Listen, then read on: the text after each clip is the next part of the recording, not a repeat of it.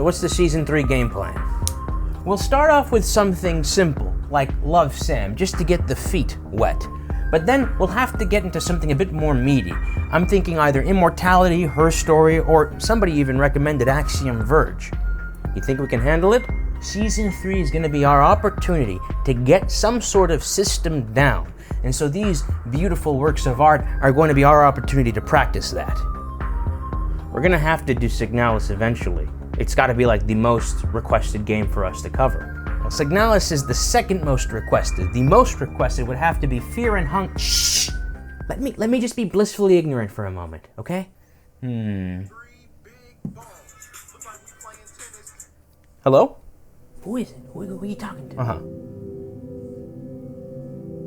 Those are 2 games. Both of them. All right. Gotcha. Is it the network?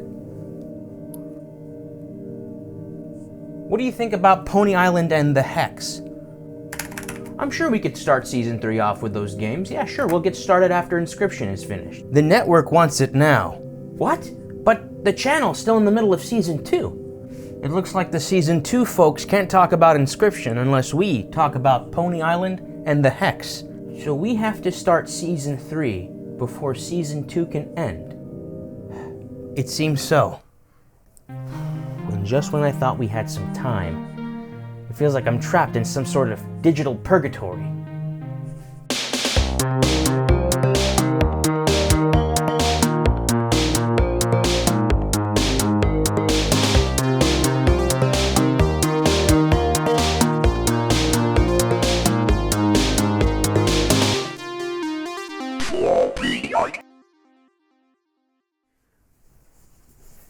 Pony Island.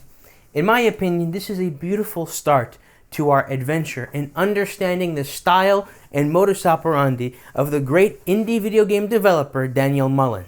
My intro here says that at first I wanted to cover Pony Island because I thought it might have some sort of connection to Inscryption and the Hex, but it turns out any reference and connection is nominal at best. Bull S, this is big. This is a big... I'm so glad we're starting with the peripheral games.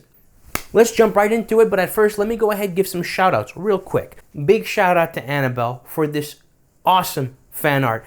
They sent this to me right as I was finishing editing Suspiria, so I'm like, you know what? I'm going to give a proper shout-out. So big shout-out to Annabelle. Thanks again for the second...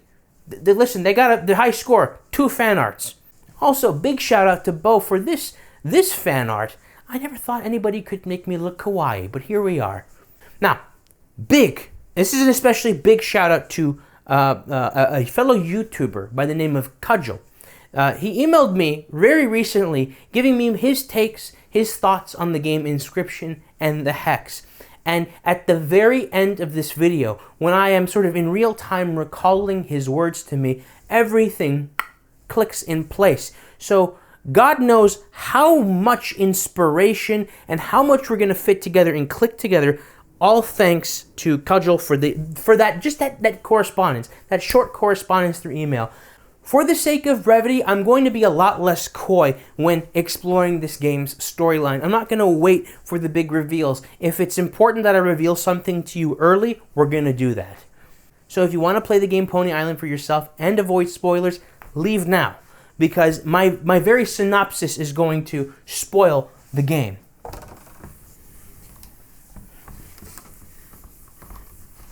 Are they gone yet? Let's continue. Pony Island is a game about a holy crusader dying and lingering in the afterlife, but this afterlife takes the form of an arcade. This specific arcade cabinet, Pony Island, is a tool crafted by Lucifer to take his soul. But to us, the player, this game is a sort of developer in-joke, poking fun at the game development process, poking fun at just sort of the arbitrary nature of pumping up the difficulty, creating these unnecessary gameplay loops, and even bigger poking fun at the game industry at large, literally personifying a game developer, a game company, or proprietor as literally Satan himself. This Lucifer, the first Shaitan, being a game developer, the CEO of a game company, this is a theme that is The seed is planted in Pony Island, it sprouts in the Hex, and it bears fruit in the Hex, but that winter comes in Inscryption. And man, oh man, I'm excited for us to explore all that with what we keep in mind from here. So, without further ado, let's see what was bubbling in that brilliant mind of Daniel Mullin when he made his video game dev debut in Pony Island. We start the game off with a cute main menu. I'm playing this game with a clear save, so what you will witness will be as if I've played the game for the first time. We click New Game, and now we have a first-person view of an arcade screen. We are greeted with the System Tech logo, a distinctive 5-point star. Keep this in mind. In the Pony Island menu, we can't click Credits or Start Game, so our only option is Options. Clicking on Start Game enough will cause it to change into an error message. Among a bevy of options, the ones of note are Free Ticket, which gives us our first ticket. Collecting all 24 gives us a secret ending. There's a distinctive Snowman option, an option made of ones and zeros, which doesn't translate to anything on a binary translator. And finally, Fix Start Menu. The other options are quite funny, however. Anti-aliasing seems silly in a very retro game like this, and in-app purchases is very odd, because according to the copyright material, this would be a game from the early 90s, long before phone apps with microtransactions. It's funny to think that such a concept could only be invented by the devil himself. Putting the devil in developer. Very clever, Mullins, very clever. But anyways, we click Fix Start Menu. The back button falls. We replace it and come back to a fixed start menu. Before playing the game, we take a gander at the credits. It zooms past very quickly, but if we slow down, we get quite a vile rogues gallery. Alas, the producer is Stan Tedville, or Satan and the Devil, with Beelzebub as the project manager. It's kind of interesting, because Beelzebub will end up also being the second boss of this game. Among the rest of the cast, we see Al Capone, an American gangster who was thwarted by the IRS, Stalin, the Soviet dictator, Dracula, Pol Pot, the Cambodian dictator, Vlad the Impaler, a Romanian king known for his brutality on the battlefield, and Joseph Goebbels, a Nazi SS officer. It's interesting. I can see why a gangster like Al Capone would be the business manager, so I wonder why these other accursed individuals have their positions in this game. What linking would Joseph Goebbels have to the original story of this game? It's kind of interesting. I guess it's silly to dwell on the placement. Like, look, the beta testers are Bloody Mary and then 2 more SS officers. So just a bunch of horrible people. But a keen eye would notice it isn't System Tech, but Satan Tech in the credits. This would be an early reveal of the hellish underbelly of this game's development. Judging from this credit sequence, it seems authoritarianism is a one-way ticket to hell. So it's a big win for the lower quadrant of the political compass, I guess. After sitting through credits whizzing past us, we get another ticket. I want to point out that the binary on the top and bottom of these tickets simply translate to 5, or 5-5 if you put them together. Not sure of the significance. Attempting to click on the start menu takes us to our first code puzzle. Using the little code blocks provided by each puzzle, we must create a path for the key to the key slot. This is simulating a bit of code, and so there's bits of immovable filler code in between each node. Some will provide some interesting information as to how to solve these puzzles, and some will just give some extra little bit of devilish garnish to this game's aesthetic. But being that this is the first puzzle, we just get check start PRSD and start to leave, meaning that this puzzle is so easy you must simply start it to leave it. The slow loading screen is paused by another glitch portal. That's what I'll be calling these strange blue and red anomalies that will lead to these code puzzles. The filler code tells us to switch the blocks. We do so and proceed with the loading. We are then accosted by blue and red text. You just had to fix it, didn't you? It was going to work. I tested it 1,000 times. It's almost time to play. Welcome to Pony Island. We will come to find out that this is the antagonist of this game, perhaps Lucifer, or perhaps Code Remnant of the prime anti-servitor of God. After the Luciferian welcome, we are thrown into the Pony Island gameplay. Our avatar is a pony with a single horn. Well, that's a unicorn. We simply have to jump over these obstacles. These obstacles will be referred to as gates later in the game. Keep this concept of gates in mind. I don't normally add stuff like this to the whiteboard until they are officially revealed in the game, but time is of the essence. It's of the essence. Let's move on. After beating this abysmally easy level, we are greeted to a level up screen. We can simply let it level up until we hit the maximum integer of level 100 before the level indicator glitches out. After beating the second level, we are greeted to a similar screen. The flagpole that acts as the finish line of each level is strewn about, and now taking a gander at it, it kind of looks like the number 1. It's interesting. Each level starts barren, null, and ends with 1. Off to on, 0 to 1. I'm getting floppy with it. Let's move on. In similar blue and red text, we see, wow, impossible, and 360 no-scope. Perhaps Lucifer is hyping us up, trying to make this game more enjoyable. There is an easy-to-miss glitch portal. Solving it prints us another ticket. While I'm at it, I take a gander in the game's menu and options, finding another free ticket in the graphics menu. Experience the rest of Pony Island. Insert your soul to continue. We hit an impasse. We neither have the desire or means to give this game our soul. But alas, there is another glitch portal, our way out. On the left side of the puzzle, the filler text shows coding to allow for accepting souls for a paywall. But on the right side we see do not proceed. The end position of this puzzle crashes the game. Solving the puzzle allows us to circumvent this paywall. The game crashes. Well, the game inside of this game crashes. We notice we can exit out of the window that we were stuck at, allowing us to access this arcade cabinet's desktop. Trying to run Pony Island doesn't work. Clicking on the various ticket icons spelling out the word ticket grants us another ticket. Clicking on Missing No doesn't do anything. This is a reference to the famed glitch in Pokemon, but now that we're reminded of the Missing No, this will play a big role in obtaining another ticket much later in this game. Alright, old heads, be real with me. What was your favorite video game themed creepypasta? Okay, was it Lavender Town and Missing No, Sonic.exe, or Tails Doll? My vote's gotta go for Tails Doll.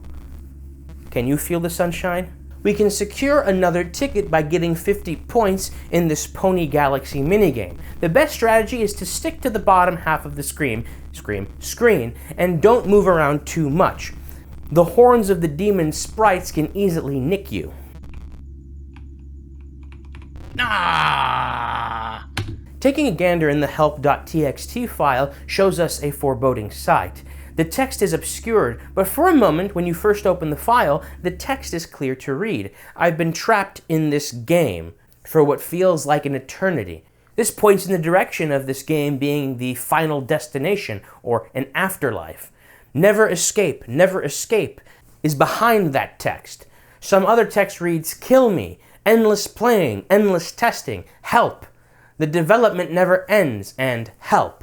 This all spells a sad existence for whoever is trapped in this game. There's a twisted irony in this. Most of the time, things labeled as help.txt offer installation instructions or troubleshooting tips, but this help.txt file is literally just a cry for help. Some odd bits of text stick out to me. I am level 781092 and pony lasers are key. As far as I know, the number 781092 doesn't lead to anything or is input anywhere for a secret. In walkthrough.txt, we see that somebody has charted out instructions identical to what we've been doing throughout this game. The next step, according to this text file, is to open the messenger application. We open it up and see that somebody by the name of Hopeless Soul has been sending forlorn messages in hopes somebody would respond. I respond with a quaint hello. When asked who I am, I simply respond with Chris. But we will come back to this part later in the video to try out some other names. I want to point out that responding with the protagonist's canonical name, Theodore, doesn't give us a special message. Real quick, these are the messages that the Hopeless Soul sent us before we arrived into the game. Hello, are you there? Can you see the messages? Please respond to me. Do you speak English? You must be seeing these, but you just don't care, and why would you? Respond, you bastard! I'm sorry, you don't deserve that, unless you've been reading all this time. What was that? Hello? Hello? Can you see this now? Please respond. Hello? The hopeless soul laments that they are a prisoner of this machine. I respond, dang. I don't want you to panic, but it is possible that we may share the same fate. I have a plan, but I do not have the means to execute it. You must help me, Chris. Will you help me? We accept the pleas of the hopeless soul, but get a message from Lucifer, his name too, written in leet speak. Hello again. Now we have two sides of the coin. The hopeless soul and Lucifer. Keep these two characters in mind. Lucifer says hello again. I take this to mean that this is the same entity that spoke to us earlier with the blue and red text. You must feel real good about yourself. You hacked your way out of Pony Island. The positive feedback loop for completing mundane jumping tasks wasn't engaging enough for you. Who's messaging you? It was so terrible that you had to escape. You just had to. Who's messaging you? We respond to the hopeless soul. Hopeless soul asks who's messaging us. I respond, Lucifer. Of course it's him. Do not speak to him. Now, my plan. There are 3 core program files that this entire operating system depends on. Deleting a single one will lessen the power that he wields, but we must delete all 3 to truly escape. Do you understand me? After affirming hopeless soul, Lucifer gets angry, asking us who we are talking to. I respond, hopeless soul. You are so arrogant. I've been making changes to Pony Island. We will see what you think of it this time. I asked you not to talk to him. Enough of that. Hey, wait! You are mine now. Say yes, master. No matter what we type, it always responds with yes, master. Lucifer forces our cursor to the Pony Island icon. We see the same system tech logo, but we can see a red pentagram blink in, and even see red text, Satan, behind system. This would be the first obvious reveal that this company's true name is Satan Tech. Satan Tech, the company, is exclusive to Pony Island, but nonetheless, be prepared to keep this concept of a satanic game dev in mind, specifically when we explore the Hex and the ARG of Inscryption. We are back at the familiar Pony Island start game. Clicking on the array of pound keys grants us audience with a demon made of zeros. Enter the password, mortal. Enter back to leave this place. Wrong. We don't have a password just yet, so we'll come back later. The options aren't available to us. Clicking on the left pony head reveals another glitch portal to get another ticket. We click Start Game, and the loading screen isn't as sluggish as it was before. Improved load times. Lucifer is making improvements to this game in real time, perhaps trying to entice us that his efforts to do the bare minimum makes him worthy of our soul. You thought it was too easy. What do you think now? Whereas the first Pony Island level was too easy, this one is impossible. We get mobbed by a bunch of devil, but not before collecting another ticket. My game is challenging, but fair. Come back when your skills improve, or just surrender your soul. Our salvation is sought through the options menu, now available to us. We are going to need a pony laser. Remember, that text in the help file says the laser is key. Clicking on the various options causes them to fall and split apart, revealing a grayed out Advanced Options button in the background. Using the disassembled options, we grab the Advanced from Advanced RNG and the Options from Obscured Options to assemble Advanced Option. In the Advanced Options, we click on the audio settings, but notice there's this gate in the background. While gates as a concept play a big role in Pony Island, keep this particular gate in mind for when we explore one of the more elusive secrets of Pony Island. We check out the advanced audio options. I play around with the sounds, but notice this hellfire sound effect. I've got a lot on my mind right now. Now I know how you feel. This hellfire sound effect is a recurring motif in Daniel Mullin's games. No need to keep it in mind right now, however, but I wanted to mention it. The only sound effect that is turned all the way up is the ominous humming.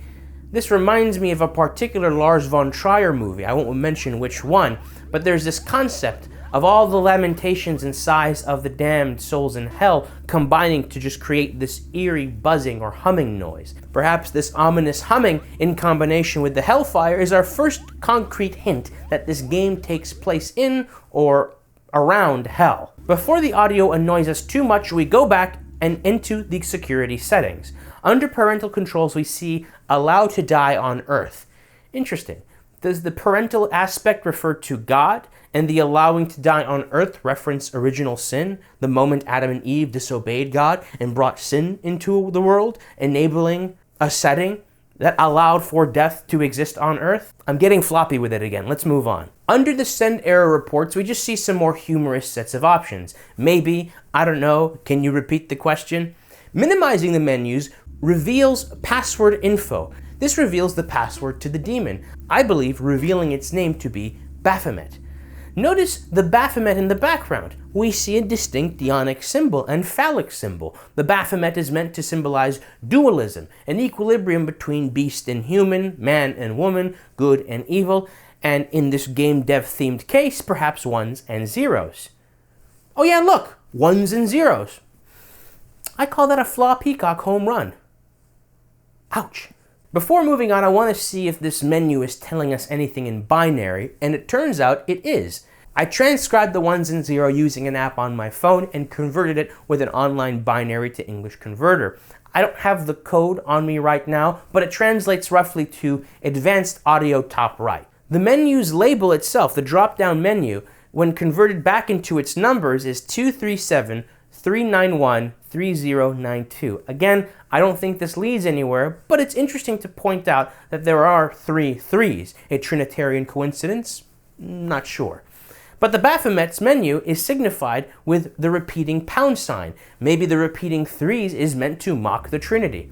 Minimizing the menu sign shows us chat history and code storage. Code storage shows about 88 CD keys for Pony Island that sadly have all been exhausted. We go to chat history and, ooh. Now this is interesting. This shows us everything we've typed and input into the game thus far. The Hex has a similar system. I was suspicious that it would play a role in the mystery of that game. Maybe this one will here. Keep this in mind. In the upper right corner of the advanced audio options, we see a slightly obscured block of binary text. Clicking on it reveals this audio message. His father were evil. His father something. I input the final bits of binary into a converter and got this. Of course, because the binary block was so obscured, there was some error in my inputting of the translation, but this is supposed to say, his father pure evil. This lines up with some bit of text we're going to see later on, so I think it's safe to say this audio message is saying, his father pure evil. His father were evil. Now this is where things get interesting. And no, I'm not talking about the secret cutscene that this trail of breadcrumbs will eventually lead to. No, I want you to keep this in mind. The antagonist of this game is Lucifer.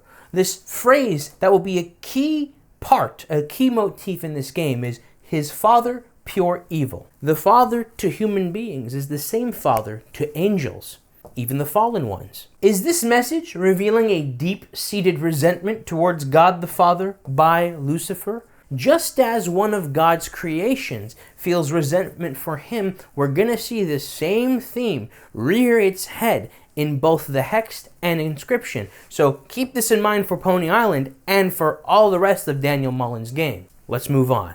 While we are here, we secure another ticket by slamming all of the audio sliders to the right, causing the heart to explode. We go back and enter advanced gameplay and then old prototype options. None of these options do anything, but before progressing further, I want to go back to that Baphomet and play around with some of the possible inputs we've picked up on. Before speaking the Baphomet's name, I've tried various numbers that we've picked up on, but they don't reveal anything special. In this footage, I try some other names in case they give us any special messages. And again, nothing. Not even the word father. But before speaking the Baphomet's name, I try his father pure evil. He exists, but I am not he. Interesting. This doesn't reveal much on its face, but it reveals that this is a place where we can go to and try inputting phrases to reveal more of this game's guts. Curious, I go back into the chat history, and alas, his father, pure evil, is replaced by a block of binary. At first I thought this would be the same binary that translates to his father, pure evil, but I translated anyways. Again, I don't have the hidden message on my hands right now, but it says something around the lines of useless bottom right. This refers to the useless options beyond the advanced options. It's a tough button to find, but clicking on it opens the gates in the background. There is one more piece missing to this puzzle, a name that we must speak to the Baphomet, but we won't find the name until later into this game, so we will have to come back to finish the secret after beating the game. I'll say this, I was absolutely stumped at this point. The means of which I figured out how to find this secret name was thanks to this Steam thread. Big thanks to all of these homies who put in the legwork back then when this game was first released. But now with all that said, let's proceed further and unlock the pony lasers. We click on there are better options than this, then pony salvation options, and then we see a beatific option, pony lasers. But alas, Lucifer honeydicks us, pulling the screen away from our cursor. He calls us a cheater and saying he won't let us cheat at his game. Our cursor spins, turning toward a hidden glitch portal. The first glitch portal has filler text that reveals to us that we can swap the code blocks in the midst of the key's progression. The final command increases the size of the pony laser screen. The second glitch portal has the same mechanic and also increases the screen size. The third seems complicated at first, but we simply have to do the same thing, swapping out blocks in the midst of the key's progression. After this, the screen is at full size. The pony laser is flanked by 2 angels. Beneath it, we see a prophet or saint flanked by 3 ponies on either side. Enabling the pony lasers, we test out our power, annihilating the characters surrounding us. After clearing the screen, we are brought back to this start screen. Lucifer tells us to go back and turn off that option. Before starting the game with our newly acquired powers, I speak the Baphomet's name to the demon. Correct. Behold. We see a blurred vision of the inside of a church. We are seeing the memory of the protagonist. Now you may ask one of 3 questions. Who was I? When did I die? And who killed me? I choose who was I. Your name was Theodore. You left behind a mother and daughter. For the sake of brevity, let me reveal to you the other answers that we have access to. Who killed me? His name was Abu al-Kindi. He fought for his city. Where did I die? Jerusalem's wall, far from your home. When did I die? 1252 years after Christ was born, in the waning summer's sun. So it's revealed that our name is Theodore, and we left our wife and child behind. I'm going to do something a little bit different and reveal almost everything we're going to find out about Theodore. Theodore died at the walls of Jerusalem at the hands of Abu al-Kindi. The Baphomet says he fought for his city. So Abu al-Kindi was in a position of defense rather than offense. At first I thought he died in 1252, but Baphomet specifically says 1,252 years after Christ was born. So 1,252 minus give or take 30 years places Theodore and Abu al-Kindi at the 5th Crusade. The 5th Crusade was the kingdom of Portugal, Hungary, France, and the Holy Roman German Empire having a whack at reclaiming Jerusalem from the Ayyubid dynasty, if I'm not mistaken. And mind you, this was during the time of the Knights Templars' existence. We're going to find in a sprite representing Theodore, he's wearing the Knights Templar armor. This militaristic order devoted to Christendom at one point was accused of worshipping the Baphomet. Perhaps forcing Theodore to speak the name of the Baphomet to learn bits and pieces of his history is a way that Lucifer is rubbing the scandal in Theodore's face. There's a 5th question we'll be asking the Baphomet later in this game, but until then, keep our dear soldier in Christ, Theodore, in mind. We load into the game and mow through the devils, jumping over gates, and we hit the flag and enter the next round doing the same. After hitting the flagpole again, Lucifer calls us a cheater and cuts our pony avatar's head off. Note the Leviathan symbols strewn about this background. We get jumped by a devil and Theodore throws up his hands. The screen in front of us says things like, "I hate him," "Fury," "You must die," "He is a cheater," "Suffer, suffer, make him pay," "Why doesn't it work?" "Pain and suffering," and "I want it." We also see, "Father will never be proud." Curious. We're going to keep getting this father motif going. The arcade machine blows a gasket. After a few seconds pass, Hopeless Soul communicates to us. Notice the blue text. I made it in. It seems he is distracted. This is our chance. Aha. So the Hopeless Soul is signified by blue and Lucifer by blue and red. This will be a key in understanding where these two characters kind of fall in everything, so keep this in mind. Through a portal, Hopeless Soul takes us to the first core file. This is it. This is the core file. That looks like a daemon over there. It's a kind of defense that he set up to guard the file. Shouldn't be a problem since it's locked up. Strange. Clicking on the button to delete the file causes it to switch places with the Azazel.exe. Slowing down the boot up, we can read some pretty interesting stuff. Booting up demonic RAM, daemon sequence activating version of Satan Tech OS. Beginning slave processes, punishing slave processes, brimstone routine initiated, recalibrating pain sensors, rebooting demonic RAM.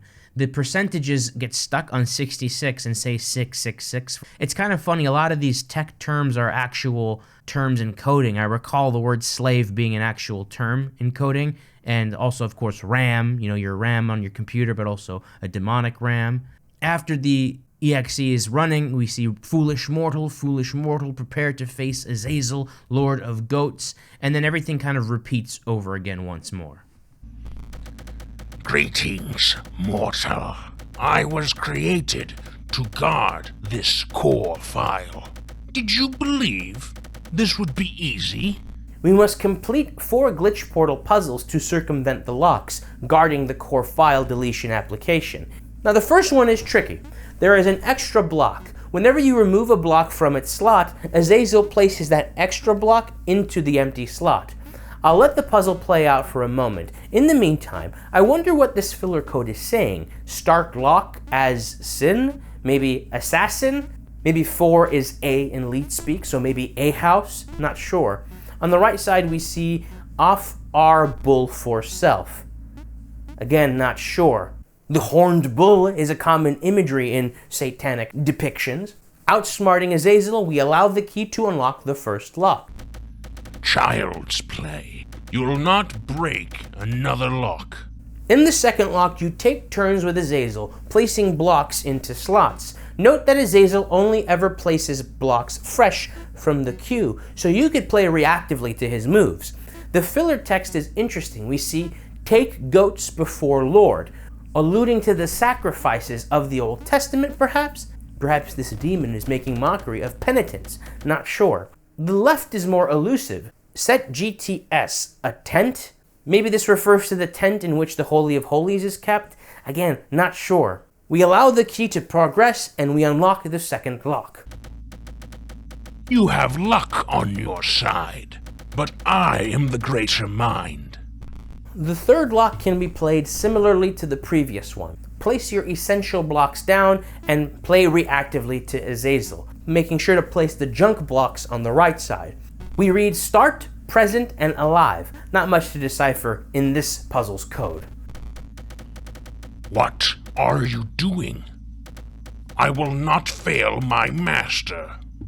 The fourth lock can seem daunting. The crosshair slots will lock whatever block that's placed within them in place. So it's important you place the essential blocks in them before Azazel does. Afterwards, you play reactively like before. The filler text reads, shall kill, goat of sin, bring blood, and an arrow pointing towards veil, perhaps saying, pierce the veil, uncover something hidden. After unlocking the final lock, all we have to do is click on the delete core file icon. Your prophet is false. After opening the delete core file function, Azazel will protest, closing the confirmation window. With speed, we successfully delete the first of 3 core files. We did it! You have been deceived.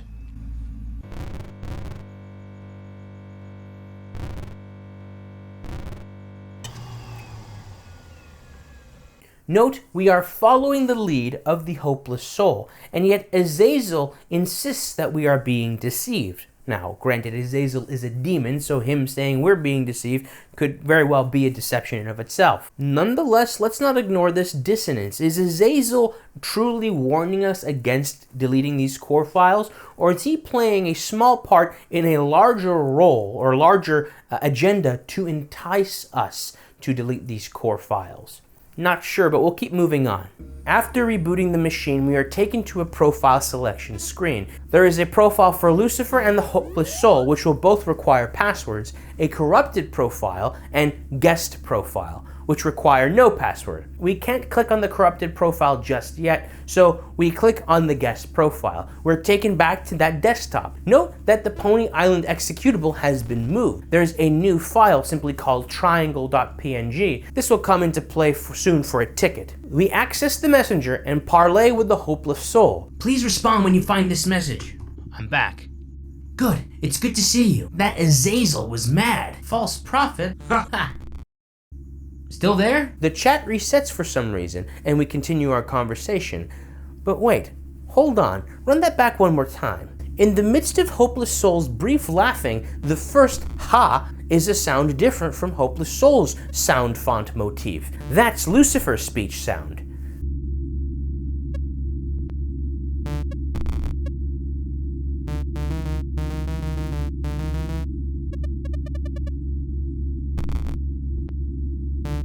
Curious. Again, we're not being coy in this video. We'll find more evidence that points in the direction of Hopeless Soul and Lucifer being one and the same. But for now, let's note, Hopeless Soul's sound font, his motif is a beep, beep, beep, beep, beep, you know, a chirp, and Lucifer is being a bam, bam, bam, bam, bam, bam, bam, you know, like a brap. A beep, beep, and a brap. You did well with that first core file, Chris. However, we still have to deal with the other 2. Despite the amount of data that was corrupted, security will be increased. It won't be as easy for me to open another portal. I have an idea. Log into my user profile. The password is 2734. Thanks, fam. Meet me over there. Perfect. We have a password, and log out and input the password into Hopeless Soul's profile. You made it over. Welcome to my home. He's never guessed my password thus far. Anyways, my plan. Open up the search_progs tool. Yep, that's the one. We need to find a program with the worst possible security. Something less than 5% could allow me to open another portal to the second core file. It would need to be incredibly poorly programmed. The search program window is interesting. Bringing the left slider down and right slider up will reveal what the binary jumble is hiding. Currently, the processes are organized by their corruption, from greatest amount of corruption to lowest amount. When sorting it from least to greatest, we see an interesting anomaly. A process called a beeper supposedly has 1,132% corruption. This placement is all wrong, so this must be of note. We ask Hopeless Soul about the beeper process, but he responds with, what? He would say this regardless of what we type in. Hold on a moment, we'll come back to that. He wants us to locate the file with the least security instead of least corruption. Let's first locate the low security file. There, look! ponyisland.exe. You see what this means? If you want to be free of this machine, you must delve into Pony Island once more.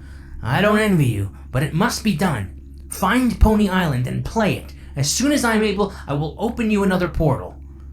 The corrupted profile next to mine may be worth investigating. Okay, so now we must go searching in the corrupted profile.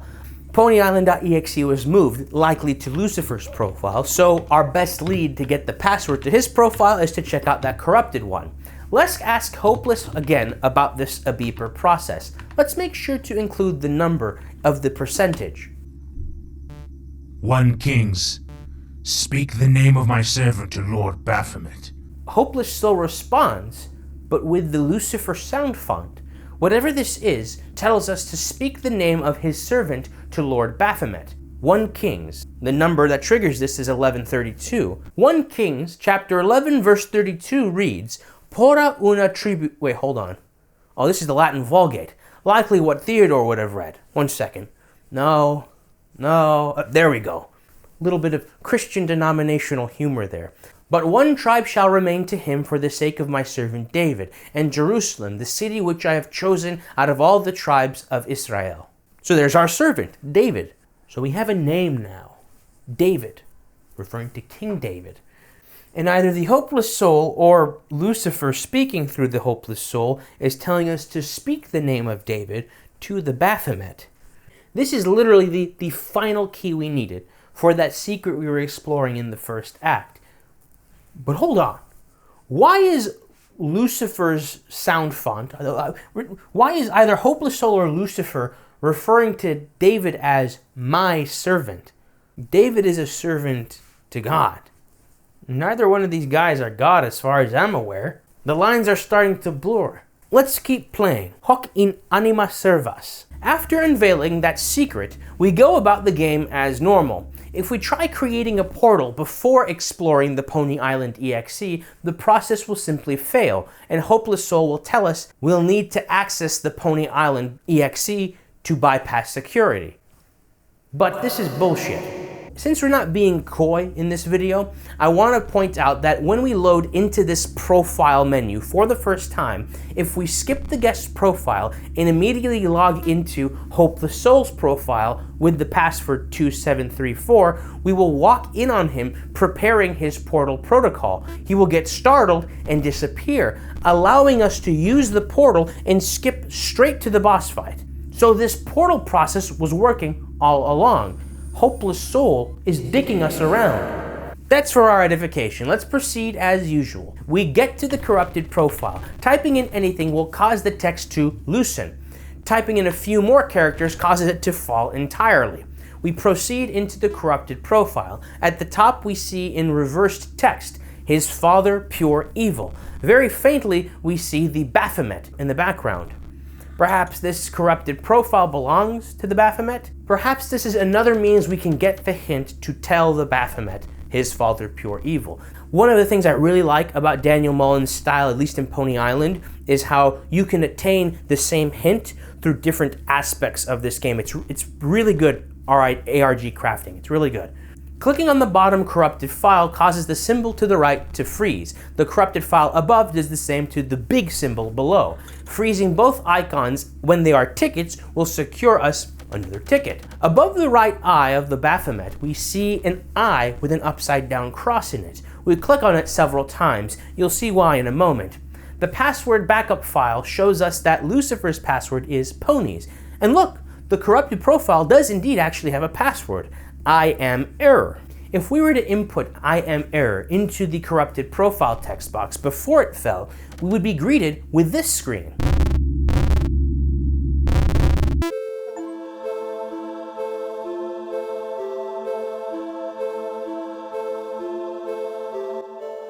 As haunting as this image is, it seems to be a reference to Binding of Isaac's I am error reference, which is a reference to Legend of Zelda.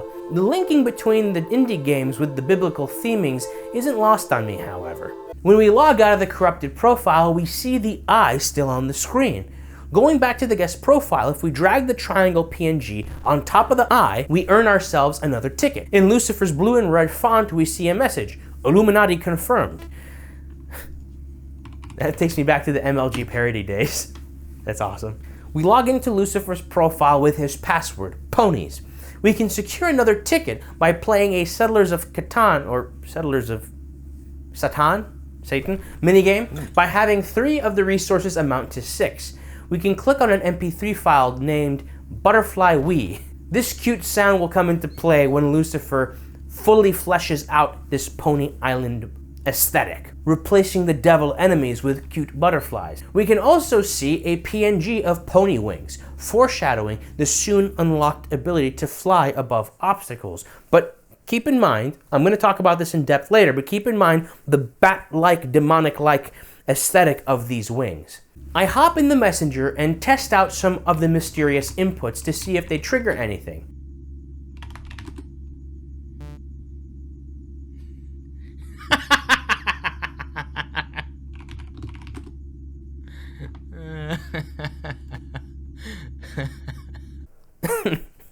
This tickled me, but I'm just noticing that "shut up" is displayed as a message we've sent. Hidden in the bottom right, there is another image. This one foreshadows an Uber Satan, the final form of this game's antagonist. With everything fully explored, we enter Pony Island once again. This time, the game isn't hiding its hellish production. The star is now a devilish pentagram, and is no longer labeled System Tech, but Satan Tech. But you already knew that. In the new and improved menu, we can click on the devil head on the left to open another glitch portal. The filler code references 1 Peter chapter 5, verse 8. Be sober-minded, be watchful. Your adversary, the devil, prowls around like a roaring lion, seeking someone to devour. Okay, wait, hold on. Hold the flippin' phone. There is a part, hopefully I'll remember this, but I'm just going to say it now. There's a part where there's the Devil Island part, and the face of the Devil Island character looks like a lion. Actually, hold the flippin' phone. There's something here. Well, no. You know what? No, because this is just stay sober. It just says stay sober. It doesn't even mention the lion. So no. We're getting floppy with it. Like, if this code specifically, like, referenced the verse, then we can take all that into account. But it just says stay sober. So I'm just gonna keep it at that. But it is an interesting thought nonetheless. I shouldn't doubt myself. It actually does make reference to a lion seeking to devour in that bottom text. But again, it could just be a coincidence that the face of the Devil Island avatar looks more like a lion than it does a pony. We secure yet another ticket. Clicking on any option causes the menu to unravel and adventure mode to be unlocked. Lucifer shows his face in the form similar to the devils that we have been fighting in the pony segments. You have been busy. So have I. I have made some changes to Pony Island. Adventure mode is a game design revolution. Please refrain from cheating this time. You've gotta be... just a minor bug. Let me fix it. We fix the menu by completing a couple glitch portal puzzles and enter adventure mode. This is new? There's a huge amount of corrupted data here, north of you. Our best chance at opening another portal lies there. Just play along, and don't... What is that? I noticed a hidden path to the left, so we check that area out. It takes us to a boat, but we will need to give Charon, the Greek mythical ferryman, a coin, or obol. We'll be back, don't you worry. We go to the right and enter another pony sequence. We solve a glitch portal to regain our ability to shoot lasers. The next pony level oddly has no enemies, but we are thwarted by an expanse of water, too large to clear, with a simple pony leap. Backing out of the sequence, Lucifer taunts us. That level is a little tricky. Try leveling up first. You can grind for experience over here. We enter another pony sequence to level up our character. It nets us a single experience point, and we need to get 100 in total. But luckily, there's a glitch portal that allows us to circumvent this grind. Why? Why can't you play my game the way I intended? Enjoy the wings, cheater. YouTuber Cyanic Knight actually recorded what happens when you legitimately level up. Mega props for the patience and dedication. I'll give the link in the description. If you are curious, I'd rather you give them the view. So, we clear the river. Note the bat-like demonic style of the wings. I may be overthinking this. Oh, who the hell am I kidding? I'm definitely overthinking this. But there will be 3 iterations to Pony Island style. The first one we're aware of is this white pony. But this will turn out to be the second iteration of Pony Island. The third iteration will be cute pink ponies, but for the sake of this whiteboard, I'm drawing them as blue. We will come to find a pattern, a stylistic transformation from a pure demonic game to a cutesy pony facade. This original Pony Island that we're used to, that we started playing the game with, is sort of that middle ground, that transformation period between a demonic version and a cute version. Keep this in mind for when we try to understand the true intention of this game. Clearing another pony level, mowing through devils and principalities alike, demonic principalities, I should say. Oh, well, actually, I don't know about that. We're gonna be coy about that. I grab another ticket by pulling off this gamer move. We take a hidden path to a level with nothing but an obol, or coin.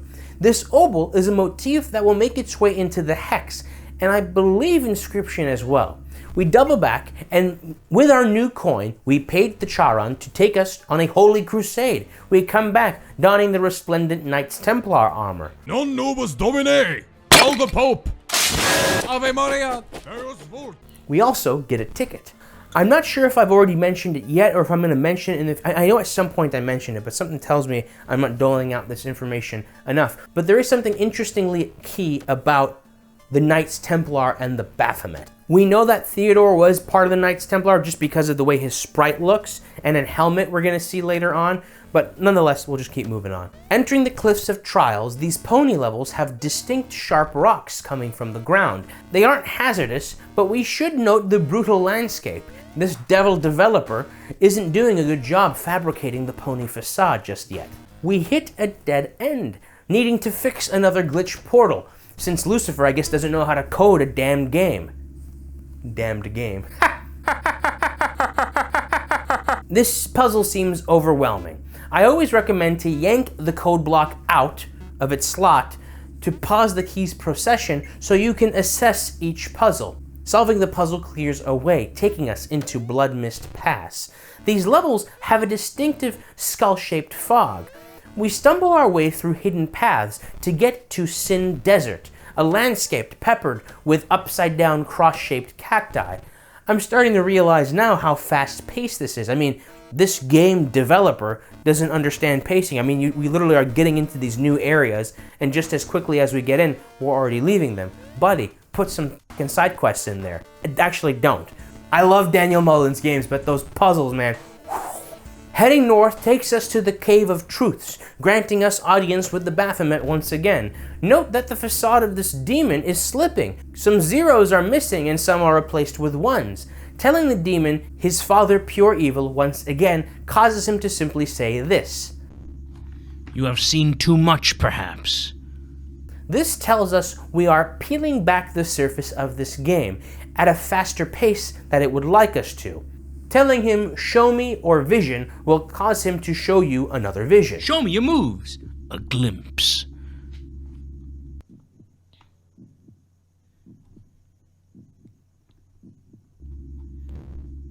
This vision is of the walls of Jerusalem, specifically the Golden Gate. When Jesus arrived to Jerusalem, he did so through the Eastern Gate, the Golden Gate. Think about it. An equine animal carrying salvation on its back, passing through an open gate. But since then, because this gate has been sealed, Theodore now must ride to his salvation on the back of an equine animal, jumping over gates.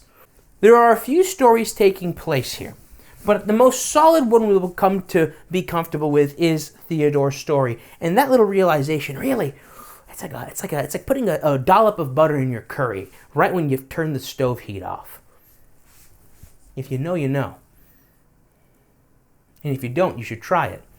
Of the several major and minor walls, this one remains sealed. Some say until the day of judgment, some say until the coming of a Mushiach, and some say simply for strategic or prudential reasons. Why touch such a historical structure? Afterwards, this demon offers to answer another question. I've already revealed 4 of the 5 questions, so let's move on. We wander into Keep's approach. The landscape is decorated with the cacti of Sin Desert and these twisted hooves. As we are about to approach the keep, Lucifer stops us and asks us if we want to take a break while he works on the game. You're doing so great. Now I need time to create more content for you. Why don't you take a break? I insist. If we were to quit and log back in, he would still be working on the game. Now, this is interesting. The intentions are starting to appear before my eyes. Lucifer is stalling. He doesn't want us to complete the game in a timely manner. Delaying this game's completion will ultimately delay its uninstallation. And Hopeless Soul will eventually reveal to us that he has been helping us so that we could achieve closure with this game and finally uninstall it, freeing his soul. So despite my suspicion that Hopeless Soul and Lucifer are one and the same, I can't ignore that their motives are quite different from one another. It seems like their methods or even their motives just don't align. At least not yet. Let's keep watching. Keep this in mind. The portal puzzle that enables us to move further seems daunting, but the filler code gives us enough of a hint. We are meant to loop the key from bottom to top multiple times so we could fulfill the numerical requirements. After we fix the no button, we approach Satan Tech Keep. I told you to take a break. I need more time. You're not ready for the boss fight. Let me just code up some more levels. Oops, just a typo. Hold on. Lucifer seems to screw something up. The adventure mode landscape disappears beneath our feet, and we linger in this realm of disparate data. Following the snowman, we see a bit of code. More content build. The insecurities of the game dev Lucifer flank this code, saying, doubt, I hope it's good, it's gotta work. The next bit of code says, create more ponies, the small text saying, ponies are cute. Hope, and what was the function? The next code is rainbow, more friendly content. The small text say, too dark right now, perhaps meaning that this area is too dark, or maybe the aesthetic is too dark. That it needs to be cuter, more in line with what we might expect in a game called Pony Island. The other small text says, what is a friend and needs to be friendlier. After fixing another puzzle, the area changes. Following more snowmen, we see code saying build speed times 10. It's crunch time, and the small text reflects that, saying need more time twice, and simply the word panic. The next code says generate new mascot. This new mascot is an egg-shaped creature with red fur and devilish accoutrements. The small text says more friendly, better graphics, and more happy. I stumble upon the sign to our right and wander into an area reminiscent of Pokemon. Remember that missing no Easter egg in the desktop sequence? This is much like the part in Pokemon Blue where the famed missing no is encountered. I recall having to swim up and down the edge of the shore. That doesn't work at first, so I just kind of aimlessly wander about, and eventually the glitch appears, granting us another ticket. We make our way to the next snowman, and it seems there's no code. We are outpacing Lucifer. Slow down. We solve another glitch puzzle. We appear in an upside-down version of the adventure map. Various assets are colored. Some are glitching and right side up. As far as I could find, there is only one secret to this map. Past Satan Tech Keep, we can find an abandoned daemon file named Buer.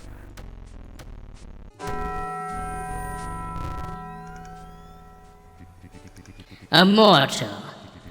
Where am I? Ah, yes, I remember. I was created to guard a core fire, but this is not a core fire. Asmodeus, he took my seat as guardian.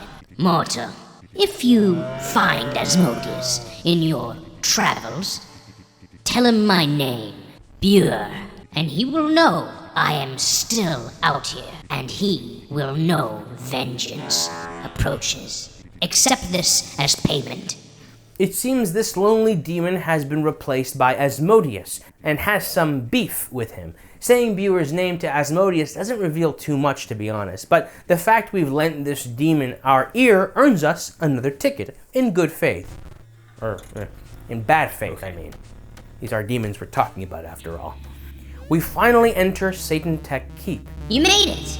The final level of adventure mode. I wanted to have more... I wanted to have more of a build-up, but you're here, so we might as well do this. The final boss is me, of course. If you lose, your soul is mine.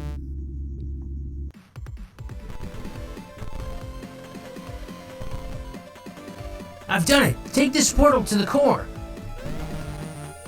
Coward. The hopeless soul saves us from this impromptu boss fight. Not clicking on the portal doesn't lead to anything special. The boss fight will simply stagnate until we click on the glitch portal. This is a facade. We're not being saved by anything. This is all part of the process. Just you wait. The portal takes us straight to Beelzebub's boss fight. The fight can be a bit frustrating. Getting hit once resets Beelzebub's health. Beelzebub. Simply stay low until he slams the ground, and don't get faked out when he holds his fist above you. On a couple occasions I jumped straight into his fist. Prioritize damaging the floating spikes so that you don't get overwhelmed, and then you can focus down his various weak spots. Well played. You are a true warrior. Now, click this shortcut. Let's take down this core. We defeat the Beelzebub boss. Note that the hopeless soul appeals to our martial temperament, calling us a true warrior. No, you are being led astray. Can't you see that destroying these files will prevent you from playing Pony Island? But destroying the file is the only way to advance the plot. What are you talking? Get ready. After being harassed by Lucifer, we delete the core file. I believe this is the first normative time we see the hopeless soul in the flesh. Fool. Sleep well. The battery on this thing is flippin' phenomenal. Holy moly. By third party all the way, oh my gosh. Note that our laser is derived from the hopeless soul's laser, made of ones and zeros. Maybe he got his hands on the laser independently, but it's more likely he's got more power than we may have initially thought. The game degenerates, and we get knocked out by sleeping gas. Next to us, we see a knight's helmet, further confirming our character's background as a soldier. We wake up and look around, further confirming that our purgatory takes the form of an arcade, which is so strange. I can't help but wonder how strange this all seems to a medieval soul. I can't tell what's in the claw machine to our left. They look like some sort of laser blaster toys, but it's hard to make out. Now we enter the full fruition of Pony Island with this cutesy facade. I miss a potential ticket, but that's okay. We want to get the normal ending first, and then we'll get the secret ending afterwards. The ticket is found in the pony head on the left-hand side. Howdy, friend. My name's Louie, and this here is called Pony Island. You will play as a beautiful pony, frolicking and leaping over gates. Now enough talk. Let's give it a try. Aha! This mascot is named Louie. Lou, short for Lucifer. That's a big keep in mind. The name Lou will be key in games like the Hex and the ARG of Inscryption. The CEO of said game company being a Lou Natas. Lou, short for Lucifer, Natas being backwards for Satan. Keep this in mind. At first I thought this game was quite peripheral when it comes to the Hex and Inscryption, but I'm starting to realize this is forming out to be a sort of backstory of sorts to this grand world that Daniel Mullin has put together. Pony Island is a prequel of sorts. It's kind of interesting. Let's keep that in mind. Louis refers to these obstacles as gates. So this is the first time these are specifically being called gates. Not fences, not hurdles, gates. But we already established, but you already knew that. Our laser attack is not actually replaced. It's just given a new look, a new skin. And the same can be said about our enemies. Instead of obliterating demons with a laser, we are daintily repelling butterflies that simply want to tickle us. We gain the ability to fly, but instead of bat-like wings, we have cute angel wings. I like this pony more than the other ponies. Oh, but look! The flagpole is glitched out, phasing in and out of its original form. Louis shuffles us away from the slipping facade, and our glitch portal minigames are replaced by butterfly corralling minigames, with new mechanics that, if I'm going to be honest, I kind of hate. There's buttons that connect to gates, and a cloning mechanic that's it's a lot to take in. Oh, but the button opening a gate, it's interesting. We see that already in the original. It's pretty interesting. Anyways, I'll play out this particularly vexing puzzle sped up, so that if you happen to get stuck, you can simply come back and slow down the playback to see the solution.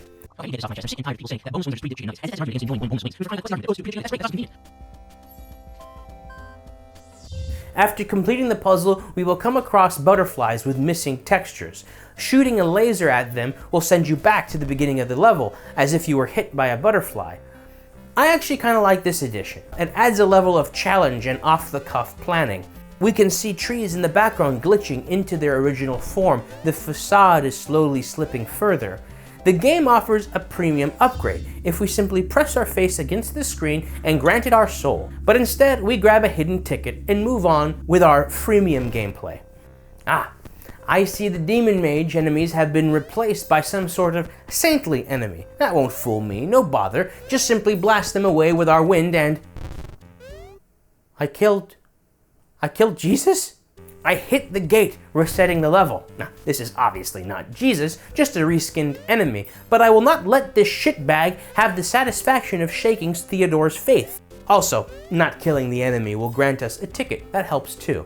It's clear this is just a hellish minion in disguise, because the attacks are stars, the same motif as Satan Tech, but also the sound of these attacks, it's a quick snippet of what I think is the Hellfire sound effect. The game seems disappointed. You didn't kill Jesus? In a way I did. In a way we all did. Anyways, the game starts to fully degenerate, revealing an Eye of Ra. I assume it's Ra because the squiggle goes to the left and it's placed where the sun should be. I wonder why a demon would borrow from the Egyptian pantheon. Well, given that we give an obol to Charon, it's evident that Greek mythology is also borrowed from as well. The Eye of Ra can symbolize the destructive power of the sun, so perhaps it's fitting that we see it as this game is being destroyed. Maybe the Egyptian motif is supposed to call back to Moses' time with the Egyptians, his desires to free his people. Maybe God is sending a digital plague to this folly of a facade. I don't know, but there is some interesting, equilibrium. Moses freeing his people, Hope the Soul freeing all the souls in this game. Not sure. We're getting floppy with it again. To distract us from the degenerating game, Louis takes us to another puzzle segment, but the title card is all messed up.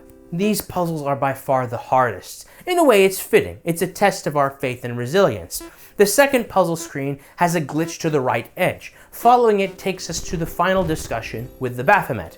This screen is almost fully degenerated, with some of the flowers growing in the demon's lair. We tell it once again, his father pure evil. He responds, do not speak of him, he hears you always. So this father, I think it has to be God the Father, the omniscient, omnipotent creator of all things seen and unseen. You may be disappointed that there's not a lot of whiteboard segments in this video. Don't worry, I got a treat for you. So I think that this mantra, his father pure evil, is a projection of Lucifer onto his father, onto God the Father, the creator that he rebelled against. Let's take a moment to go over who Lucifer is and who he could be. In Isaiah chapter 14, verse 12 to 17, we see a poem describing Lucifer, or a morning star, a dawn star, and this dawn star's fall. How you are fallen from heaven, O Lucifer, son of the morning. Lucifer can also mean dawn star. How you are cut down to the ground, you who weaken the nations. For you have said in your heart, I will ascend to heaven. I will exalt my throne above the stars of God. I will also sit on the mount of the congregation, on the farthest side of the north. I will ascend above the heights of the clouds. I will be like the Most High.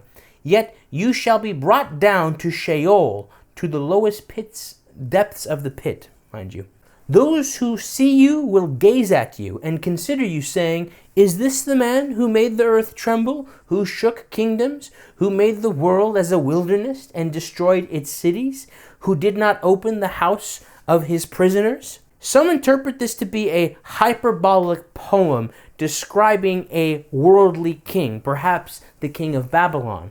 But some consider this to be a very literalistic poem describing a very powerful spiritual being that many have come to call Lucifer. And some say it's both, describing both a worldly king and this principality, this demon that led him astray, both working together to cause harm to God's children and people.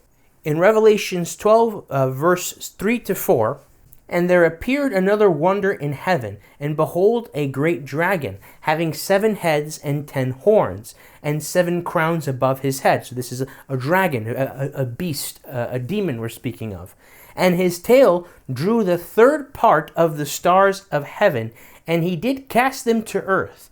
And the dragon stood before the woman, which was ready to be delivered, for to devour her child as soon as it was born." This is where people get the notion that with this prime dragon's fall, again, Lucifer, a 1/3 of the angels fell down from heaven with him. And all of these demons, will wage war against the angels in this final battle that is revealed in Revelation. Those are 2 biblical verses that you can somehow tie to the fall of Lucifer. I'm sure I'm missing some. There are the war scrolls in the Dead Sea Scrolls that describe a war between the light and the dark. I'm sure there's a bunch of stuff. But for brevity's sake, let's move forward. I had this whole thing planned out. I mean, paragraphs upon paragraphs, just, trying to explain Apocrypha, big T traditions, small T traditions. Let me just say this. Aside from the scriptural elements I've just discussed, this story that I'm going to be telling you, it shouldn't be assumed that most Christians believe this story. In fact, you shouldn't even assume most Catholics and Orthodox believe this story of the fall of Lucifer. You might meet people here and there who are aware of various parts of this mythos, but whether or not you believe in this specific version or any version of the story doesn't make you any less or more a Christian. I say that because if you aren't a Christian and you hear the story, you're going to be thinking, oh, that's what they all believe. This is like, I call it a mythos.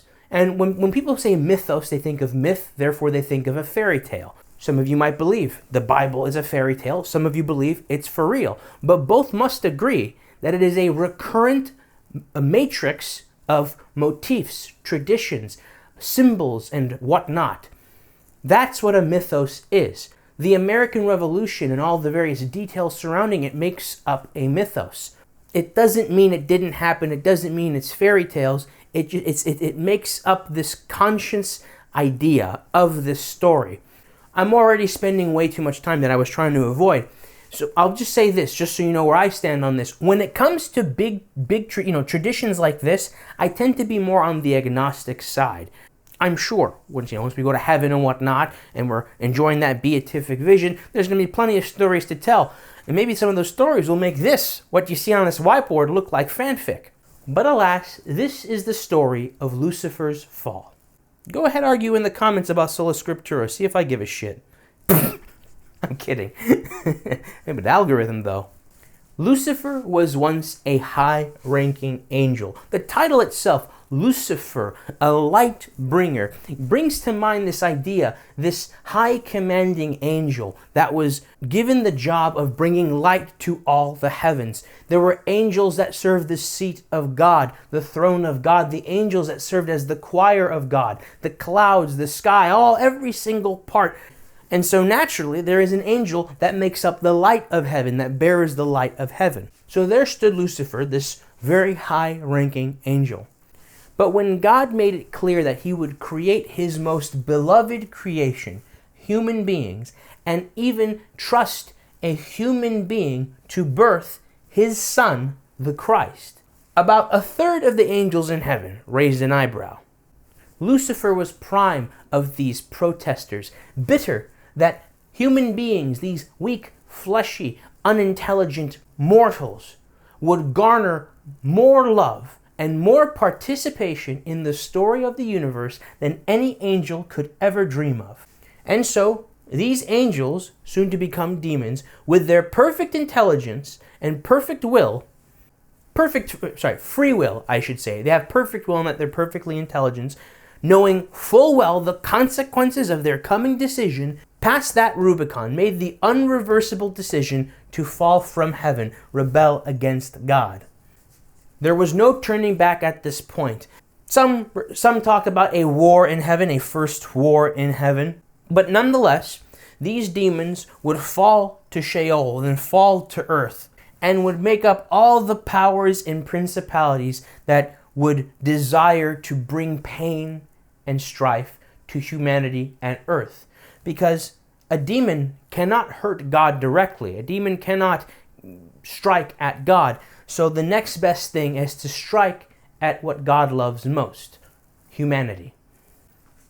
Lucifer is a force of hate and pride, and yet seethes at his fall of grace, at his hopeless position. I wonder, since Lucifer, a demon, once an angel, is a perfectly intelligent being, in this hopeless position, does he know how dire his circumstances? Does he know that at the end of all this, it's going to be kaput, he's going to be slain, and it's going to be a good ending? So he's just making the most of his time, causing pain for everybody, making life a living hell, until God finally grants us peace? Now, with this mythos, keep in mind Lucifer's position, trapped, hopeless, wishing to break the gates of hell, break the gates of heaven, and lead God's children astray. If Lucifer were to create a video game, would he depict himself as a devil or as a savior? Would he depict his father as loving, or would he depict his father pure evil? We're getting floppy with it, ladies and gentlemen, and a bit blasphemous. Like I said in my faith video, I might be a lapsed Catholic, but I'm a professional lapsed Catholic. A prolapsed Catholic. We ask the demon to show us a vision, and we see a blurred image of a captain, likely leading Theodore into war. Or maybe this is the individual who slayed Theodore. The helmet doesn't look very Crusader-like. It looks like the armor that would be donned by a soldier of the Ayyubid dynasty. So I'll wager this is Abu al-Kindi. We now have access to the fifth and final question. How did I get here? That's not a deep cut. That's a pretty popular song. Good song, but not a deep cut. Your soul is damned. All damned souls come here before moving on. Simple and sweet. This confirms that we are in the afterlife, potentially hellbound or stuck in this prison. And while one cannot escape the gates of Hades, as far as I know, Jesus did free the souls of Sheol after his crucifixion, opening the gates of heaven. This is more in line with the sort of face value ending of this game, freeing all the trapped souls of this game, all the trapped ponies in this game, and ultimately hopeless soul from this hell, from Sheol. So perhaps we're not in the deep pits of hell, but the sort of surface layer limbo, sort of the entrance to hell, that once housed both the just and unjust dead. But I'll ease your mind for now. Really, whether or not we're in a purgatory, a Sheol, it doesn't really matter when we really break everything down. So you don't need to keep that in mind. You're here to keep me company at this point. We say our final goodbyes to this demon and swiftly finish the remaining puzzles. I'll show the sped up solutions because these are frustrating.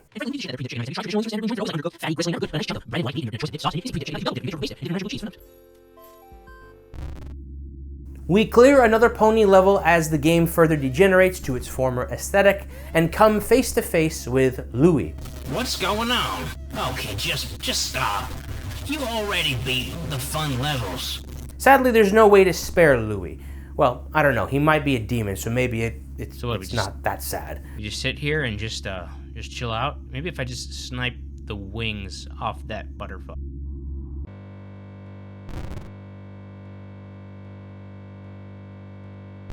So, some butterflies encircle another glitch portal. Mind you, these are devils with the facade of butterflies, so it's likely these are devils guarding this game's portal. But nonetheless, we enter the portal. You know the drill. I'll speed this one up.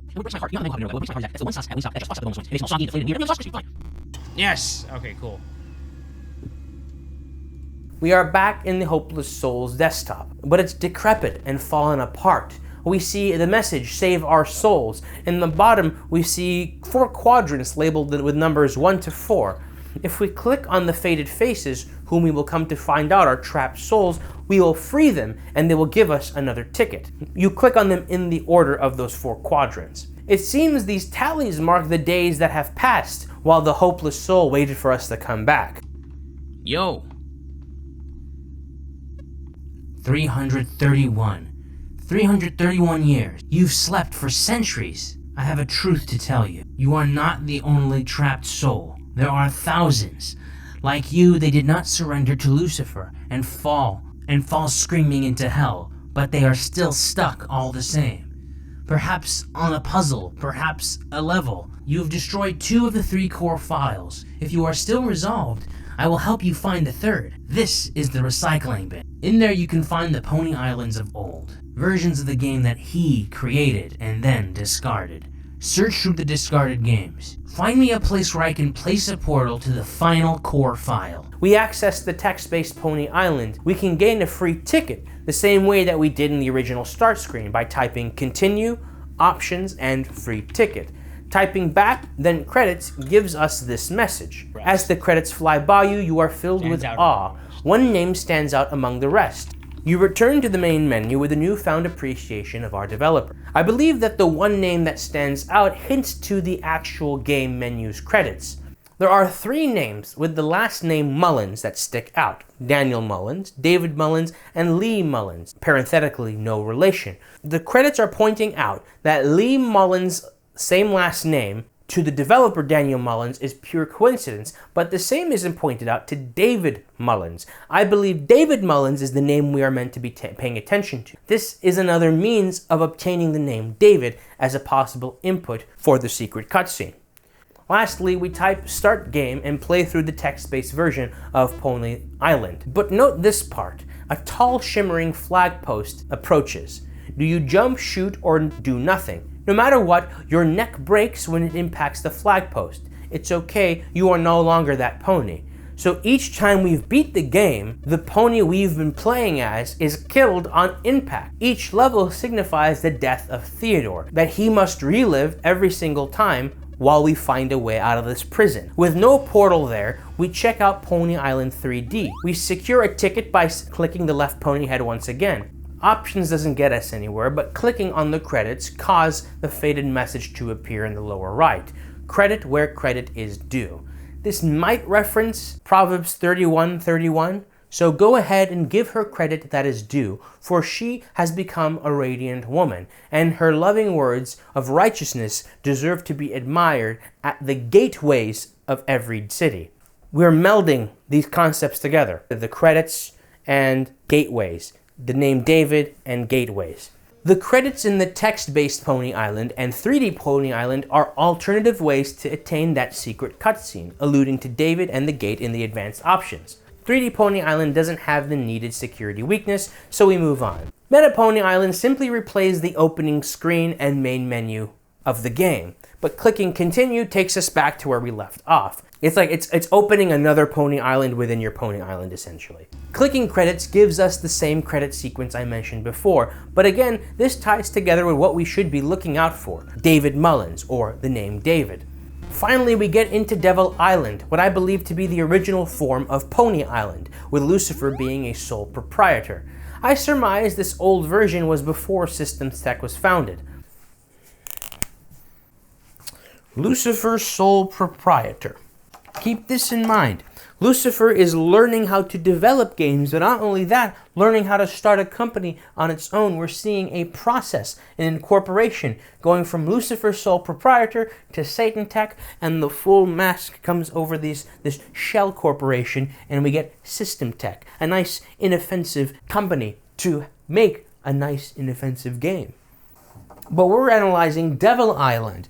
Lucifer's the sole proprietor. What is Devil Island described as? We're not a cute pony blasting wind at butterflies that want to tickle us. We're not a holy white horse with somewhat concerning wings blasting code at demons. But no, the truest form of this game is not Pony Island, but Devil Island, where we play as a bipedal demon, not blasting away butterflies and demons, but sweet innocent ponies. The bat-like wings and the brutal code laser persists in the Pony Island we are used to, because those are remnants of the old Devil Island. This is the truest form. So what the hell are we playing exactly? Holding our cursor over either of the demon heads causes the screen to fill up with blood, eventually granting us another ticket. Clicking on the credits gives us an interesting message. I made it. Me, the devil. I make games. People talk shit because I don't have a high conversion rate of player. Oh. People talk shit because I don't have a high conversion rate of players to soul sacrifices. But it's not all about that. The souls are just a way of counting how many people like the game. If they just told me they liked it, I might not even need souls. So Lucifer's proposed goal of making the game was to consume souls, but deep down he just wants people to like his game. That's oddly sad. Oddly sad. Oddly hopeless. Let's move on. Devil's Island is this sort of upside-down version of the game we've been playing. And instead of playing as a pony, we are playing as a demon. And notice his head is kind of like a lion, but again, that was me getting floppy with it earlier, so I wouldn't pay too much worry about that. And instead of fighting devils, we are killing ponies.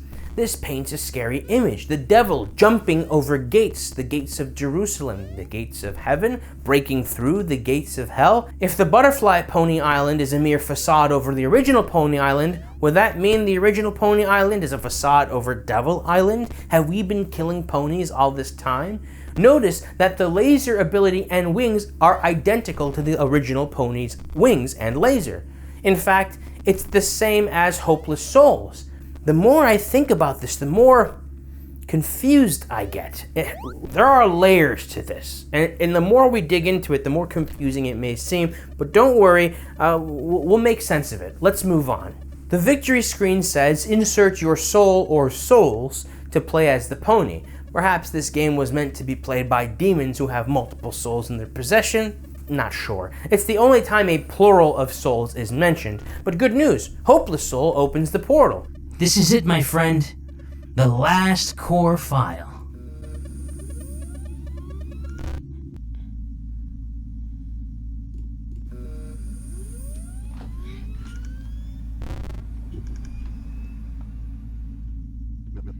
Alas, you have reached me. You will find my AI to be more sophisticated than the other demons.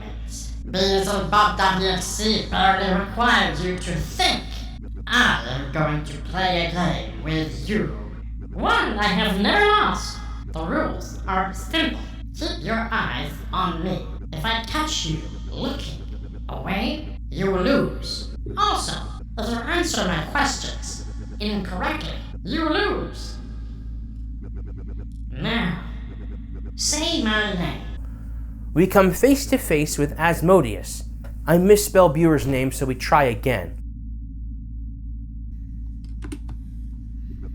Buer? Where did you hear that name? That old fool. Good. Huh, that's it. He just calls him Old Fool. I was expecting a bigger secret, but it's okay, we move on. Now, say something disgusting. No wrong answers for this one. Just say something vile.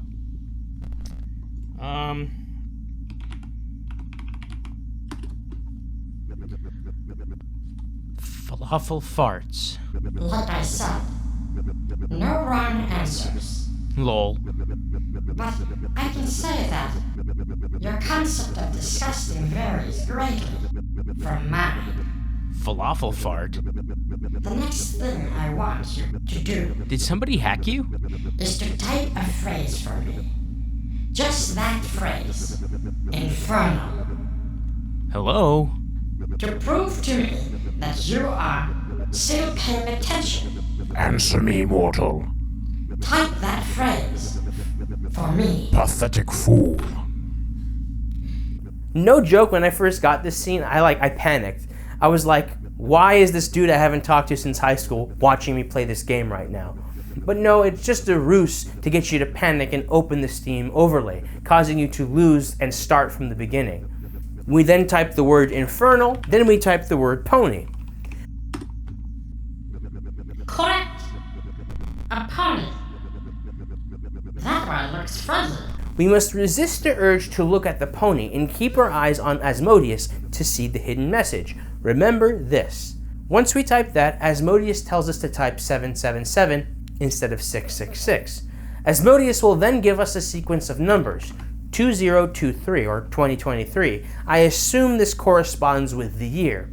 The game will seem to stop working, but simply wait for the program to respond and Asmodeus will continue. You are adequate. I will allow you to destroy this core file. My AI has far exceeded its original purpose. After nothing but plundering for centuries, death will be a great adventure. Farewell. So we type Asmodeus or Bure, then something vile. Infernal Pony, remember this, 777-2023. I wonder if this is some sort of incantation that Asmodeus has tricked us into typing. Not sure. But after not being fooled by Asmodeus' tricks, he simply allows us to delete the last core file. With all core files deleted, we convene with the hopeless soul. You have done well. Now it's almost over. When you're ready, perform the system dump. There will be nothing left afterwards, and you'll be freed. Your soul will not be safe as the system is dumping. You will need to stay ahead. I have prepared a familiar vessel for this purpose. Myself, we will meet again, once all is said and done. But this is a game and you want to beat it, right? So go and claim your victory. Souls that have been trapped, imprisoned and embarrassed, tormented and mocked, maddened with frustration. Now is the time to rise. Your savior is here. Run with the speed of 1,000 ponies and be free. This is seriously such an epic scene. All of these souls personified, or I guess equinified, as ponies escaping hell, flying and hopping in the background, stampeding in the foreground. But alas, Uber Satan approaches us. Every time we die or another pony dies, it adds to our soul's lost counter. There is no way to lose this boss fight, just wait until the system fully dumps. Louis comes back for revenge. He's kind of a pain in the ass to fight, but like I said, you could just ignore everything and just wait for this to resolve itself. Various game assets and corrupted files whiz past the army of ponies, and eventually a squad of ponies rip Lucifer limb from limb. Ponies left and right disappear and their souls are liberated shortly after. Theodore is lifted from the arcade and enters what I hope to be heaven. In his final breath, he stares up at the sky and the wall of Jerusalem, and before giving up the ghost, a triumphant pony bids him a final thanks. Real quick though, what's interesting is if we lose too many pony souls, Uber Satan will actually escape. We still win the game and beat the game. It doesn't change anything, but he does escape. I believe the sweet number is 100. I think once you lose 100 ponies, you don't see him get ripped apart. But anyways, this concludes the story of Theodore, but there is still us, the player. Do not be alarmed. You did beat the game. Please just hear me out. I once told you that we shared the same fate, but this is only partially true. Your soul in the game was freed when you beat it, but mine will be trapped for as long as Pony Island's rotten bits sit on your hard drive. I've been carefully guiding you from the beginning, moving you toward this moment, knowing that if you did not complete the game, you may never uninstall it. So please, do it. Delete Pony Island. Save my soul. The hopeless soul then closes the game in hopes that we uninstall it. The hopeless soul, for some reason, is bound to this game. He's appealing to our sense of honor, that because we are indebted to him, we must grant him this one final favor: uninstall the game and save his soul. But let's not release the beast just yet. We've got one more ticket to collect. Now that we've beat the game, we can navigate the various acts of the game without having to start from the beginning. After collecting your 24th ticket, this happens. You found all of the tickets. Every last one? Even the one in the pause menu? And all while you knew that you were holding me prisoner. I think I understand you now. You want true completion. Utter closure. The ultimate ending. I think I can provide that. It's so hard to do the voices. We enter a 3-phase final boss fight.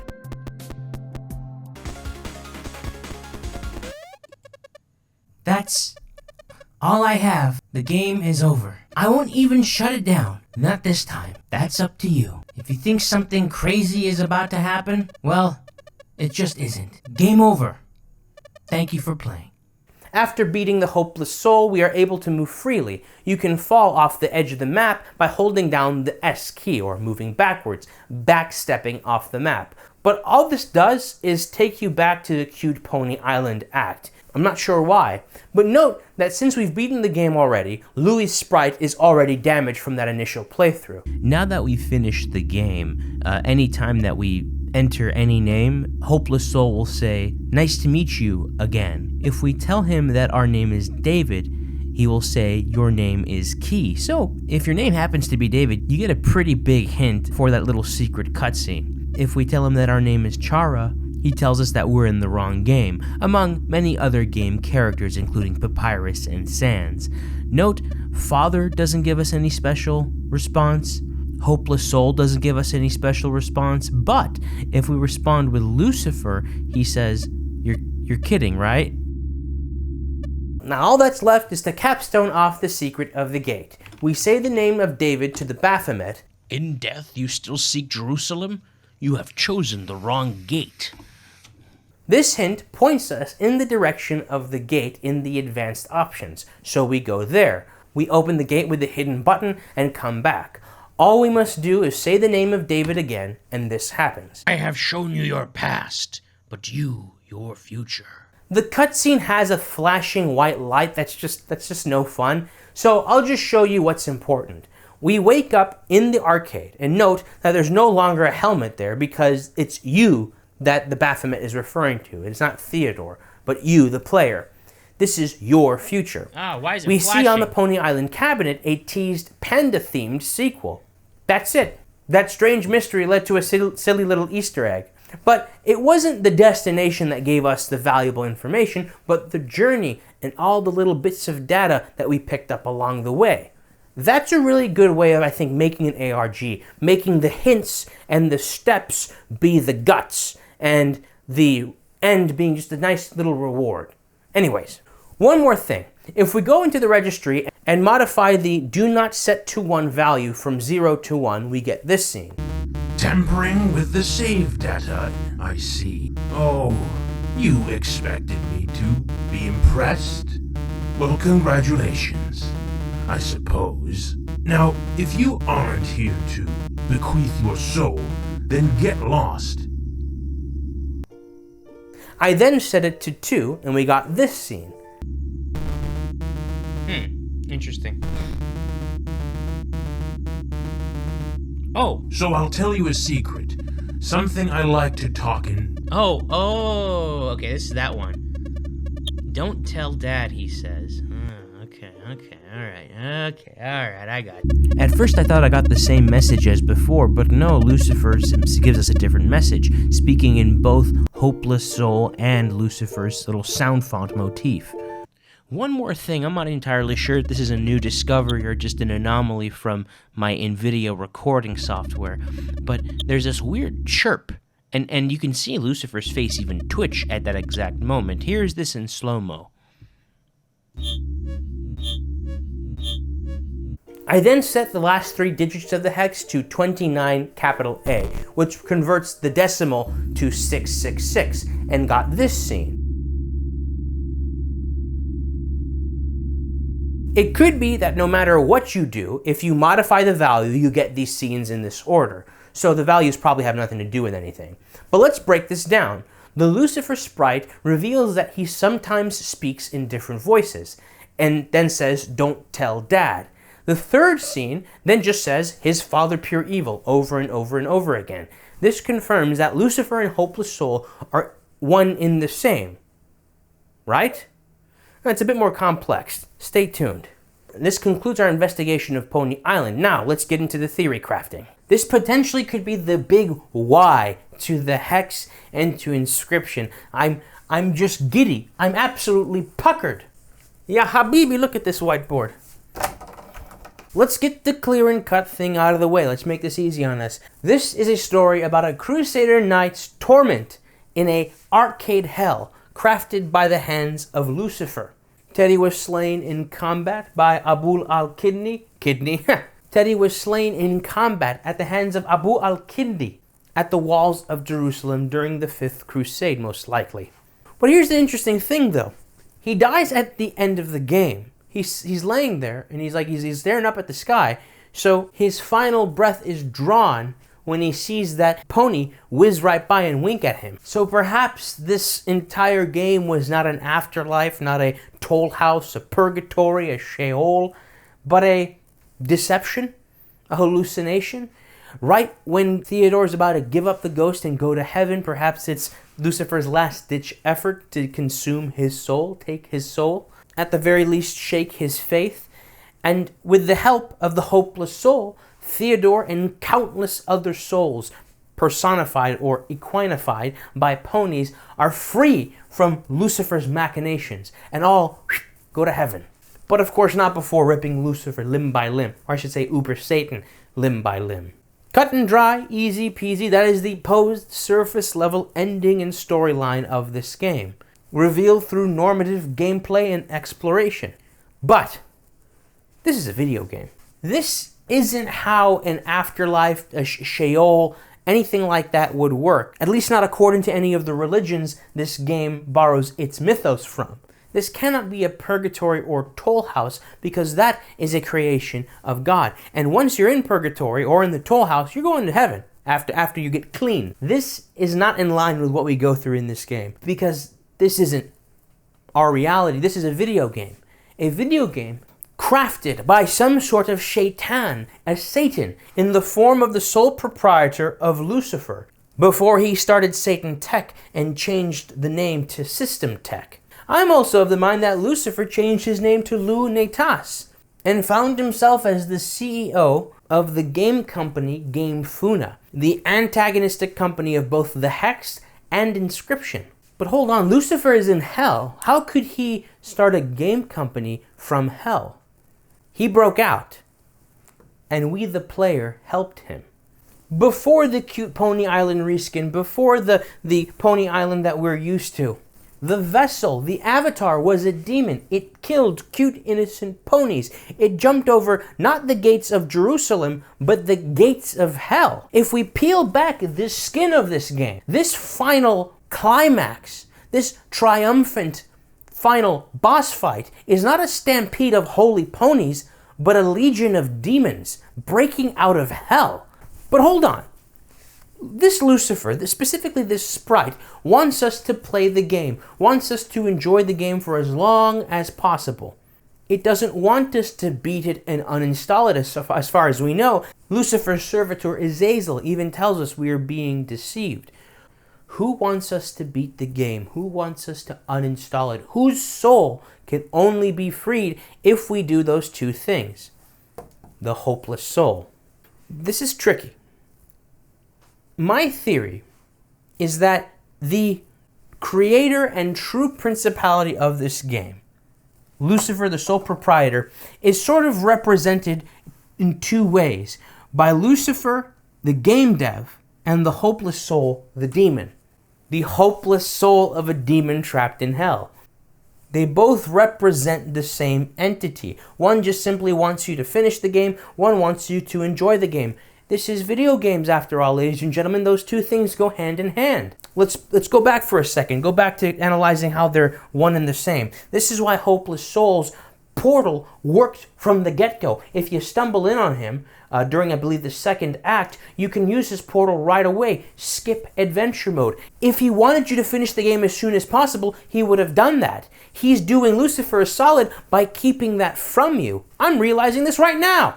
Lucifer never even attempts to take your soul. How would it even take your soul? Lucifer hardly even fights back because Lucifer doesn't want to set back your progress. Yes, their motives are different, but it's quite obvious they're helping each other out behind the scenes, underneath the surface. These two motives combine they combine into the ultimate goal. This demonic developer wants to create games that people enjoy, but first needs to break out of hell and make games so that it can enthrall the entire world, achieve the ability that Lucifer thought only God had, the ability of creation, creating characters, acquiring original intellectual properties, and instead of being a source of beauty and creation and inspiration, corrupt and degrade the larger gaming and tabletop industry through the Leviathan that is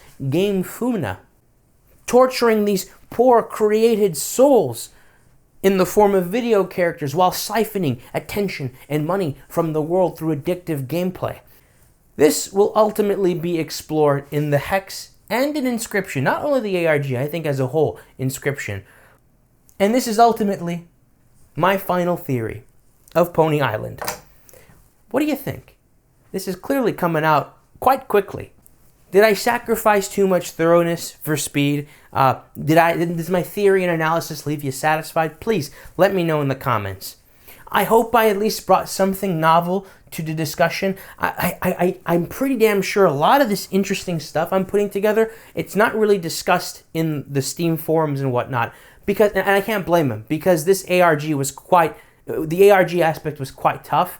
And at the very end, when you just see a panda Easter egg, you're like, all right, I'm going to go ahead and play some Civilization Beyond Earth. But that's just me sniffing my own farts. I think I came up with something novel, but you let me know. I was super stoked to see the constructive criticism on both Jennifer's Body and Suspiria, and those are some heavy topic videos. So, I mean, I'm going to be totally fine taking criticism about a game, analysis of a game about ponies. It won't hurt my feelings, so please be honest. Now, as we get into Inscryption and the Hex, we should keep a few things in mind. There is a beeper motif. That's going to play it's going to be one small piece to the larger puzzle in the Inscryption ARG. A very dense hint, if you want my opinion. But who knows? Maybe I'm not going to be as harsh on it when I get there. Inscryption is an insanely difficult ARG in my opinion. I'm going to do my best. I did a good job with Pony Island. I'm going to see if I can do my best not needing the guide. I think the guy's name is Jek 0_0. So I guess translated would be Jek. Gosh, I'm all over the place. Okay. So the beeper sound motif, the Hellfire sound motif will make an appearance in the Hex. Not sure what that means, if that leads anywhere. Before I get into the motif that I'm interested in, I want to give a special shout out to the YouTuber Cudgle, who reached out to me through email and gave me his take on what he thinks at least the Hex and Inscryption is about. And Cudgle, I really hope I'm not bastardizing your words. This is so off the cuff, and I hope it's not obvious. I'm kind of sleep deprived right now. It goes hand in hand with what I talked about. There is a theme of a lack of appreciation for life. This desire to create commodities, personify them, and treat them as expendable. And we see the way video game characters are treated. Employees, real life human beings, childhood friends get treated the same way in the Hex. Gosh, I'm even thinking, where could we go even with Inscryption, with the backstory regarding the Game Funa company? Gosh, that's amazing. Okay, I think Cudgle just basically fully fleshed out the bits and pieces that I was going through. So big shout out to Cudgle. He does a lot of great custom amiibo videos, funny ones I might add too. Maybe if we show him enough love, he'll come back. But what I got out of Pony Island, keep the idea of Lucifer escaping the game, fueled by a desire for creating video games, starting a game company under the alias of Lunetas, the video game company being Game Funa. Now, what's interesting, and this is such a funny thing that keeps happening with Daniel Mullin's games, is I think people keep bumping into the right answer, but accidentally. A lot of people very early on surmised that the end goal or the end product of Pony Island was that Satan escapes from the game, but people mainly got this from this sort of stray registry value. I think it says Uber Satan Escape, but I don't think that's referring to the actual character Lucifer escaping the game, but that condition where if you don't save enough pony souls, they can't rip Uber Satan apart. But nonetheless, I think we're on the right track with this game, this hopeless soul ultimately being a bad guy, being one half to the representation of Lucifer, escaping from this game and starting that satanic game company. In short, I believe this game is the backstory to Lunatus and his company Game Funa that we will see in the Hex and Inscryption and hopefully in other future Daniel Mullin's games. Anyways, thank you so much for watching. Ma'asalama, sudesutun, hasta luego, I'll see you soon.